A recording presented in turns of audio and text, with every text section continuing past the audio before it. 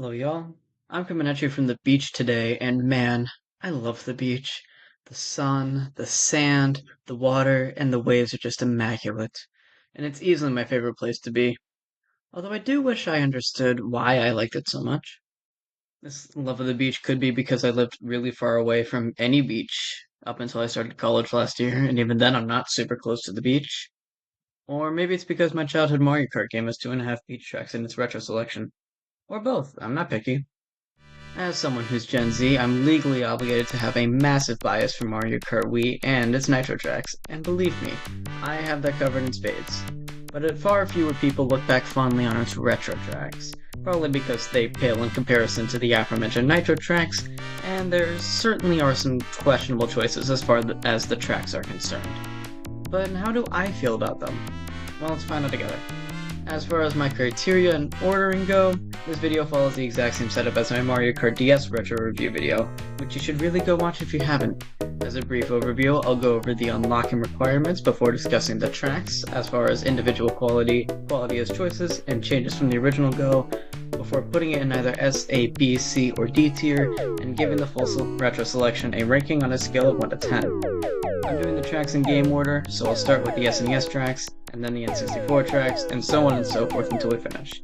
And we'll occasionally have anonymous sources provide input for tracks, for which I had a Google form set up and put out in various places, including here on YouTube since the DS video was released.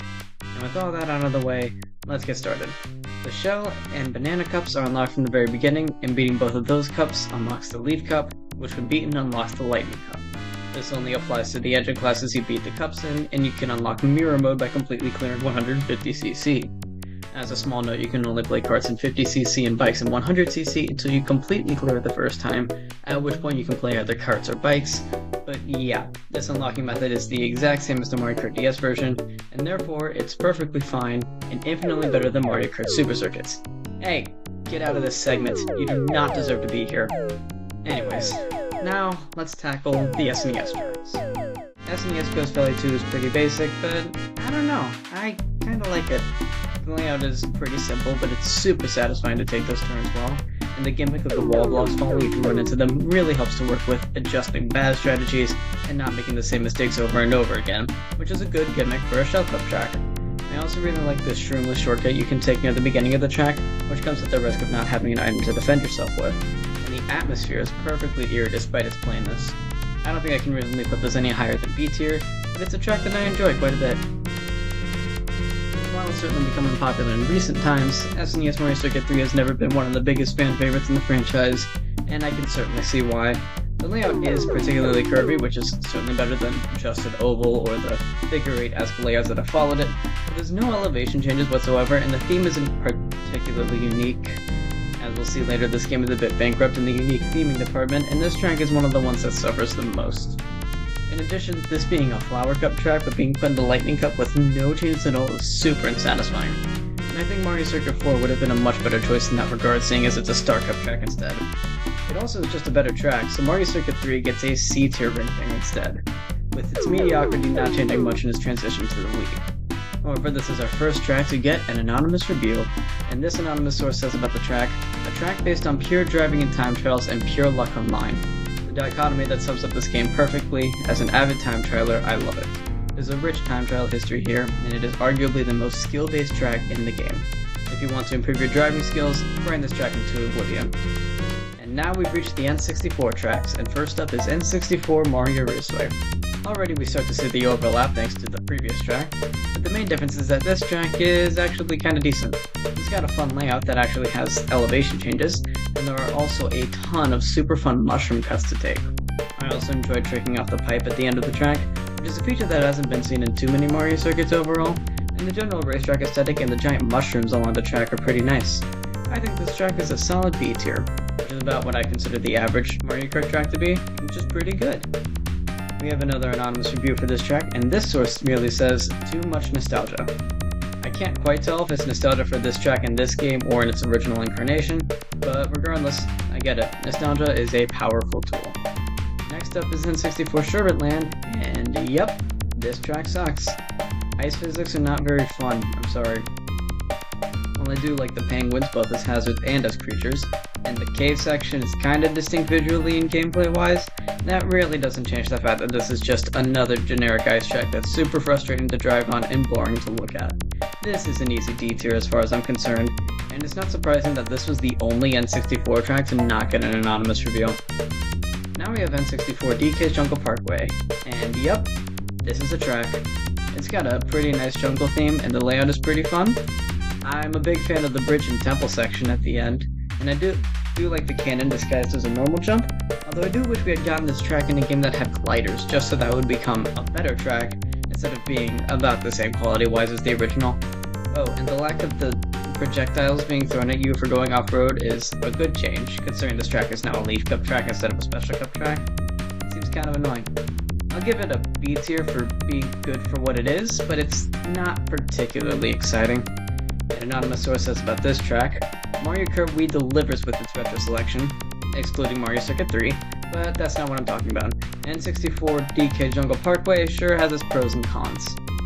I like the calm music, however 15 seconds of random xylophone notes aren't fun to listen to after a while, so that's negative points. The cannon section is kinda cool, and I love the aesthetic of the cave and how the bridge leading up to it is compact. Leaving Banana there is deadly, so overall, a decent pick and a track that fits in with the others. Our final N64 track, and the final track of the retro selection, is N64 Bowser's Castle. Yeah, going in this kind of order ends up being really funky for everything that isn't Mario Kart DS. Whatever, this track's goated. It does a fantastic job of being ominous in its theming and difficult in its layout. The thwomps and their unique movement patterns make for great hazards, and the random various garden sections clash wildly with the haunting castle interior and the various spouts of lava throughout the track. However, the tight turns and hallways interacting with Mario Kart Wii's engine is what pushes this track into S tier for me, and it's very easy to see why this has become a fan favorite track. And become a fan favorite track it has. Well, this was the only track to get multiple anonymous reviews for this video, as compared to Mario Kart DS, which had 2 tracks with multiple reviews. It also got 4, which is a third of all total responses for this video and double the reviews any Mario Kart DS track got. One anonymous source says about this track, this is in my opinion the best retro track that Mario Kart Wii has to offer. The original was already my favorite track in Mario Kart 64, but having it in a game with better controls and small quality of life improvements make this remake the definitive version. I love all the winding turns and how difficult the track is. It's the only Bowser's Castle that's genuinely made me feel like I'm actually in Bowser's Castle. Also, the ominous tone leaves an eerie but impactful end to Mario Kart Wii's retro track lineup, and just track lineup in general. We've now reached the GBA tracks, and first up is GBA Shy Guy Beach, the first beach track of this retro selection. I wish this track were actually good, however. The numerous small bumps between the watery fake off-road and the sandy main road, combined with the random unsatisfying tiny pink jumps across the track, make traversing this beach really annoying. The bombs are generally super avoidable and out of the way, but if you end up running into one of them, they're super punishing with a massive time loss and the loss of items. The crabs, on the other hand, are very jittery and hard to predict. And unlike in Super Circuit, there's no way of skillfully canceling a hit stun, which just makes them a really frustrating hazard to deal with. The choppy water is also a bit of an eyesore as well. While this does hurt me to do this to this track, I think it has to go in D tier. It's just not executed very well for this game. And now we have GBA Bowser Castle 3, our second Bowser Castle of the video. I told you this game was a bit lacking in unique theming. But this track doesn't suffer too much in the transition to Wii, unlike its beachy counterpart. The bumps are still there, but now they're yellow and they're only at one small part of the track instead, so they're generally more tolerable. In addition, this section of the track has leaping fireballs that are sometimes replaced with jumping item boxes, which makes for a really fun obstacle with the potential for a bonus item. In addition, the thwomps make for some good hazards as well, and the blue color scheme of the walls and floor make for a really nice contrast to the orange of the lava. While I don't think I can reasonably put this above B tier because it's still just a flat GBA track, it's definitely better handled than the other GBA track in this game. And we have another anonymous review for this track, and this source says, it's a pretty good remake of a track that benefits off a trick system, however red shells are completely screwed up certain sections due to the jagged walls. We've reached the GCN tracks, and first up is GCN Peach Beach, our second beach track and the first overall track of the retro selection. While it's certainly better than the other beach track we had, it's still not anything super special. The tides make for a decent hazard and the alternate routes on the beach part make for some fun replayability, but the real star of the show is the mob of cataquacks. They're a super compelling and unique hazard. While although I do think that they're a bit too difficult for the first track of the Shell Cup. Anyways, while I love the vibes and music of this track, I think it's still just a C-tier track overall. It just doesn't do anything too much to stand out, compared to even average tracks. We also have yet another anonymous review with this source saying, I think many of the Double Dash tracks are only that beloved because of nostalgic reasons, and Peach Beach is no exception. I think there was nothing that Peach Beach brought to the Mario Kart Wii with the track being kinda short. Gotta love the Cataquex though. I'm not sure this track was ever a massive fan favorite anyways, but otherwise, yeah, I kinda have to agree. Next up we have GCN Waluigi Stadium, and man, this track is fantastic. Not only does this track have a fantastic layout and great aesthetic, but I think this is the singular track that benefits the most from Mario Kart Wii's newest additions to gameplay, those being half-pipes and the trick system. They're used very frequently throughout the track, but are such natural additions that it would be easy to confuse this track for a Nitro track. And to me, that's the sign of a fantastic retro track. This is an easy S tier for me, and is my choice for the best retro track this game has to offer. We also have yet another review for this track, and this anonymous source says, easily the best retro course in the game, and probably the only retro course before Mario Kart 7 that I'd say was given the same treatment as a Nitro. Half-pipes and tricks feel like such a natural addition to the course that despite existing before those features, it feels like this course was made with those in mind. Now we get to a bit of an interesting case with GCN Mario Circuit. While it is our third Mario Circuit of the list, which is the exact opposite of music to my ears, I think this one is just a better track for one big reason. Hazards. While its SNES and N64 counterparts are completely hazardless, this track is inhabited by a chain chomp and numerous Goombas and Piranha Plants, while still having a layout either on par or better than the N64 one. Mostly just comes down to personal preference. In addition, tricks have been added to the bumps and bridge at the very end, and it's super satisfying to pull them off without running into anything. While it is still held back because it's technically just another Mario Circuit, I feel comfortable calling this an A-tier retro track overall thanks to its strong foundation and the numerous improvements it received. We've now reached GCN DK Mountain, the end of the GCN tracks and our second DK themed track. Have I made my point about repetition yet? Oh well, this track is an absolute banger. The premise of taking a cannon up to the top of the track and making the journey back down is a pretty fun one, and although I think other tracks have done it notably better since then, especially in this game's Nitro selection, this one still holds up remarkably well. The theme is nice, the falling rocks and bridge section at the end make for great hazards, and the layout is treacherous without feeling obscenely difficult. I also appreciate the random ramps after the cannon and the occasional half-pipes thrown in afterwards for good measure. I think this track is a solid A-tier track with all things considered, but I don't think it does quite enough to crack the S tier of this game. And finally, we've reached the DS tracks, and first up is DS Yoshi Falls. For some reason, Mario Kart DS was the game that got all the really weird track picks in this game, which really sucks because there were so many fantastic tracks to pick from. But instead, we got this glorified oval with the only interesting theming choice being the giant Yoshi egg in the middle of the track that does absolutely nothing, unless you go out of your way to somehow try and land on this thing. The waterfall hazards are nowhere near interesting enough to save the track from being painfully forgettable too. There were so many more interesting tracks that we could have and should have gotten instead, which makes this track a D tier for me. However, the anonymous reviewer for this track begs to differ, saying, thank you to Bowser got it and not Airship Fortress. Talk about a controversial opinion. And while it's not one I agree with in the slightest, I guess I'd be willing to respect it. I don't know, maybe a little more reasoning why would be nice first.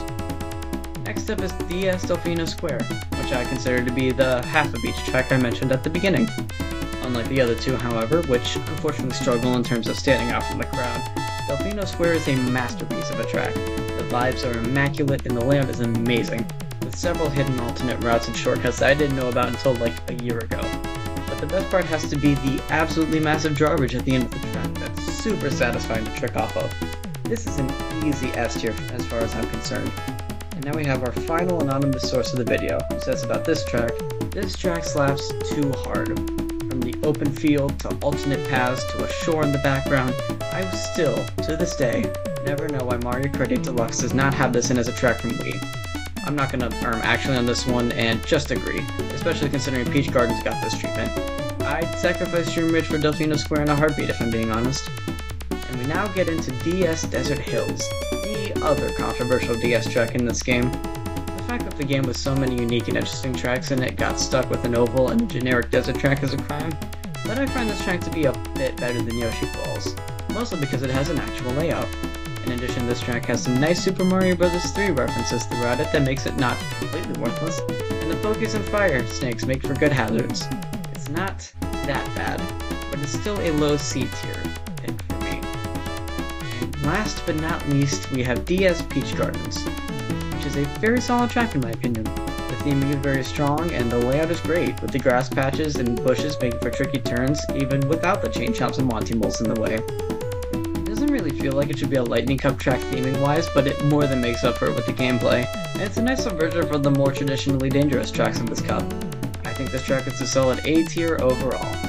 And that's the list. Once again, we've seen a step up in terms of quality from the previous game, and in general this game is much more evenly spread out. I mean, look at this list. As far as the overall selection goes, I give this game a 5 out of 10.